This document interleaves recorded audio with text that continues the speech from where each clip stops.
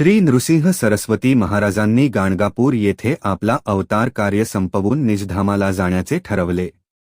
ते श्रीशैल्य जवळील कर्दळीवनात गेले। तिथे त्यांनी एका जागी बसून सुमारे 300 वर्षे घोर तपश्चर्या केली। एकाच ठिकाणी स्थिर बसल्यामुळे त्यांच्या शरीराभोवती मुंग्यांनी मोठे वारूळ तयार केले। महाराज त्या वारुळाच्या आत पूर्णपणे झाकले गेले होते, जणू ते निसर्गाचाच एक भाग बनले होते।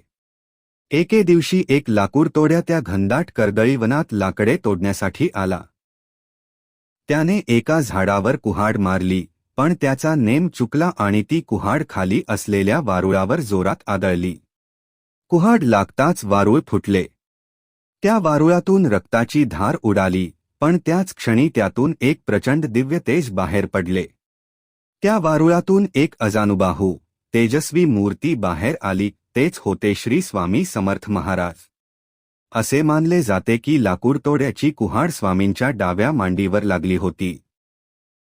स्वामी जेव्हा अक्कलकोटमध्ये होते तेव्हा अनेकदा भक्तांनी त्यांच्या मांडीवर तो कुऱ्हाडीचा जुना व्रण पाहिला होता।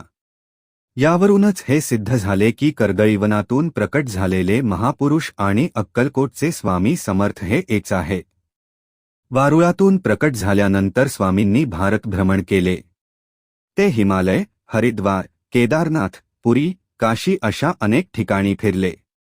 अक्कलकोट नगरी भक्तीने नटलेली भूमी आणि त्या भूमीत प्रकट झालेले परब्रह्मस्वरूप दयाघन करुणामूर्ती स्वामी समर्थ।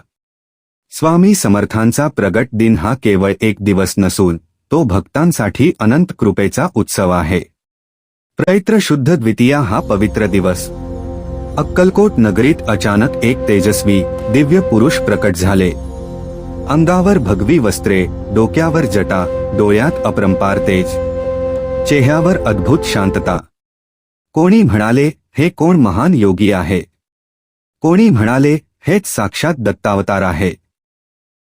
त्या दिवशी स्वामींनी अक्कलकोटमध्ये प्रथम पाऊल ठेवले आणि त्या क्षणापासून अक्कलकोट ही पवित्र भूमी झाली।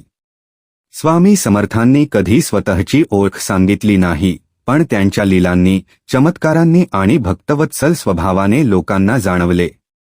हे सामान्य मनुष्य नाही, हे साक्षात परब्रह्म आहे। स्वामी समर्थ म्हणायचे, भिवू नकोस, मी तुझ्या पाठीशी आहे। त्यांच्या या एका वाक्याने हजारो भक्तांचे जीवन बदलले। रोगी बरे झाले, संकटे दूर झाली